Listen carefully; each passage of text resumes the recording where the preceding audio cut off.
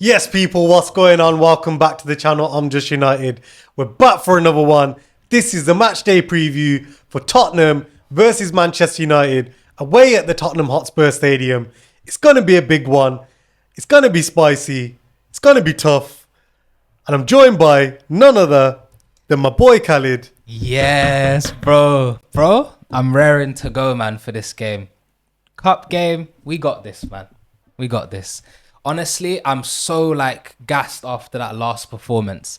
The energy that they put in, the shift that the players put in, it's got to give us some confidence moving into this Tottenham game, bro. Let's be real. What do you think? Confidence. Yeah. I'll be honest, I'm not as confident as, I wasn't confident against City, I'll be honest, but I'm not as, even though we've won that game now, I'm not as confident for this game because Tottenham beating Southampton 5-0. They're coming into this game with confidence. True. We've just beat Man City. So yes, we should be confident too.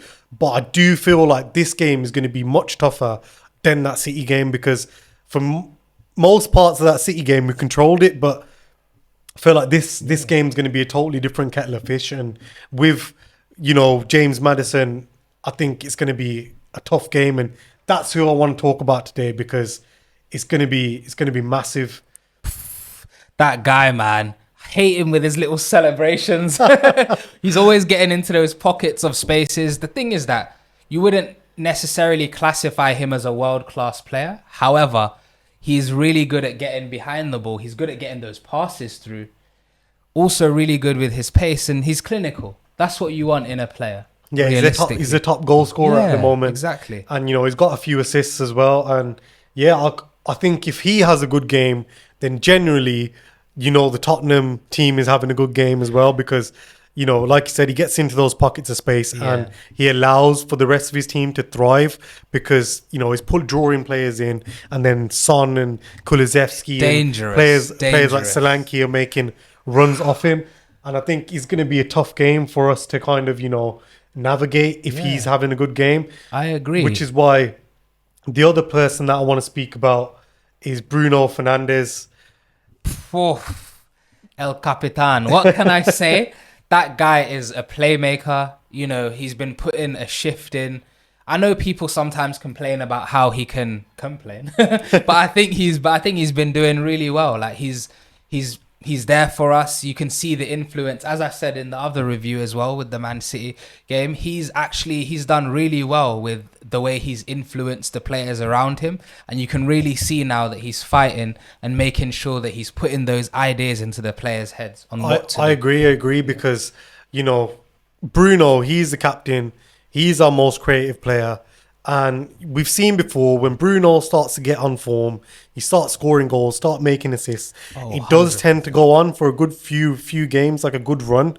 And I'm hoping it continues. And I hope, that goal against Man City after missing that chance and then scoring the penalty, I hope it gives him some confidence going into this game because that midfield battle is going to be so intense for Honestly, him. Bro, I feel like he just needs that momentum. For real, he just needed to go through, which he is. And it's going to be an interesting game. They currently, sit 1 point above us? They're going to want to be fighting for that position as well. So I think it's going to be a big game for us to, win this and then put pressure on those Champions League spaces. So we're going to get into our predicted 11s now. I'm going to start with yours. Because exciting, I want to see how you want to line up for this game. Okay, no, this is really interesting. So one thing that I find great is the squad and the depth that Amorim had used for our game against City. If you see the way that back line, there was barely any penetration, nothing like that. If you see the way Maguire, I think 18. Man City had 18 touches in that game. They were the worst recorded amount of touches in this. Where was Haaland season? Where was he? So I want Maguire to be doing the same for the likes of Son, Maddison. We got Ligt in there. We got Delit. Let's get those set pieces in. Let's get that passion for defending. Oh, let's not talk about set pieces because they're going to be targeting those corners in this game. That's it. But I hope that we can sort it out. 100%. The only change I would say that I've made, unfortunately, Mace ain't in the squad. With his injury, I know he's really trying to come back from that. We've got a strong midfield. You know, we got that defensive kind of line as well. I've decided to put Cass there instead of Ugarte because they can always, like, you know, overlap. As Amorim says, the rotation is important. Yeah, it's key. Yeah, and we've got Rashford there. And it shows with Mason Mount getting injured as well. You know, rotation is needed just in case. Because if, you know, Ugarte or a Bruno or someone like that's get injured, then it's going to be, you know, big problem for us. 100%. We need that shift in players. And as we say with Rashford, I want him there. I want him to show why he's meant to be in the squad. And that's why I've put him there. Let's see. Big call, you know. Yeah. I don't know. I still don't know. He might be on the bench for this game. It's so tough to say because for him, if he doesn't, you know, pick up his form and he doesn't play well, then it's gonna be, you know, could be end of his career at Man United or bench City. You never know. You never know. I'm gonna get into my team now. Let's go. Mine's slightly different. I do think that, you know, he'll make some changes for this game, especially like you said with Mason Mount being injured. Yeah. And, you know, just in case you got to manage the players' load. 100%. In terms of injuries. So I've gone with Yoro at right centre back for Delict. I left Harry Maguire in there because I felt like he had a great game against Man City. 100%. And, you know, we've seen when he plays for England, he's quite comfortable playing in the back three because then he doesn't need to worry about who he has to pass to. And then I've gone with Kobe Mainoo and Casemiro in midfield. Well, he's a dangerous one. He's one to look out for, especially on the counter. You never know what he's going to do. And I've gone with, obviously, Mazraoui and Diallo, right and left wing back. And then I've gone with Ahmad on the right, Højlund up top, and then I've gone with Bruno on the left. Nice. And obviously, Bruno will be running around free as he usually does anyway. But I don't think that he'll start Rashford for this game because then, although he said it in his post-match interview that next week's a new fresh week, I don't think that, you know, any player deserves to come back into the team straight away like that. That quick, yeah? It should be based off your training performances, as he said. So I'm hoping, you know, that he does show a little bit more discipline to the players. I do feel like it's really important to note that, yeah, with Mason Mount not there, it does give the opportunity for Rashford to come in. And I do feel like it's a chance for him and Garnacho to show what they can do. We've got the rotation. We do need time for those players to rest with the games we got coming up. And like I said, this game's going to be tough because they got some decent players in there. And they like to line up, as you can see on screen right now, in a 4-3-3. You know, trying to keep it compact in midfield. That's it. And, you know, they've got a few injuries. They have. It's not like the Tottenham team that we played before. They have. First of all, for one, they haven't got Van de Ven. We know that guy has pace. We know he's been stopping us. We know that what he can do.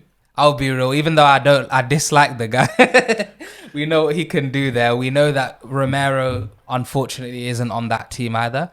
But unfortunate for them. It means we have a chance to sort of like, yeah, we've got some gaps. We've got some gaps within there. Yeah, they're definitely missing some key players. And it is going to be tough because when they are in attack and they are in possession, they line up something like this. And the three players that I've highlighted, we obviously spoke about Maddison. The other two players who I think are, you know, instrumental in the way Tottenham play are Huminson and Kulusevski. Because they're danger men. Solanke as well, obviously. We've seen what he can do when he played for Bournemouth. Yeah. He's a decent player as well himself. But I do feel like he's one to like definitely not rule out. Yeah, I definitely wouldn't rule him out. 100%. Him, Son, the link up between them and Son being able to get into those spaces is insane. You got to watch out for that guy and his finishing. Let's be real. Like, I wouldn't say he's put in a world-class effort this season, but I will say that, you know, he's still up there. He's got the most assists for Tottenham. Yeah. Like, they've still got other players in there as well, like Saar. You know, we've seen that he can make them runs, penetrating runs from midfield as well. The pace we have to watch out for. But as you can see from that formation, is very compact in midfield. And the reason why I think that Ange has done that is because, you know, we've seen they've won 7 games, they've lost 7 games. And, you know, their form's very up and down, like ours. And he's trying to solidify that now, a bit like Amorim does in his formation with the two wing backs. You know, practically having 5 defenders on the pitch. It's really important to play that. I love the overlap that he's doing now, especially with the defense moving a bit up. We need that. We need more of a defensive midfield. And again, there's going to be players making some crazy assists. Maybe we might get Lissandro doing a crazy assist. We need that. We need passes like that. We need the experience. We need the passion. And I do think that we can actually penetrate that midfield. We're both fighting for that spot and we both need that game. So it's going to be interesting to see what we can come out with. I can't wait. So now the fun part, the predictions for this game. Ooh, I'm going to go bold, bro. I'm going to go bold. I actually honestly think we can do like a 4-0 over them. I'll be honest. Here's me saying that this game's going to be tough and he's going for a 4-0. We're confident. The play is looking spicy. We'll see. We'll see how it goes. But I do think that we can get a couple of goals. As long as we can be clinical and get those goals early, I do feel like we can run with them. So you're going for 4-0? Yeah. Okay. What do you think, bro? I think it's going to be a bit tighter than that. I'd like to say probably a 2-0, 2-1. But I'm going to go for a 2-0 because, you know, we have just beat Manchester City and we've seen that, you know, Amorim can use these kind of results to motivate his team. 100%. It's like molding the players into what they think they can achieve. And that's what we want. We need that. We need that confidence. I feel like coming off the bat of being really confident in defense, the confidence in attack, that's what we need. I feel like as long as those two things are set, we're flying. It's going to be a big game. Yeah. Those were our predictions for the Manchester United versus Tottenham game. Let us know your thoughts down below. Give us your predictions. Do you agree with me or do you agree with Khalid? And don't forget to like, share and subscribe, my people. That was a match day preview and we'll catch you on the next one, guys. See you later.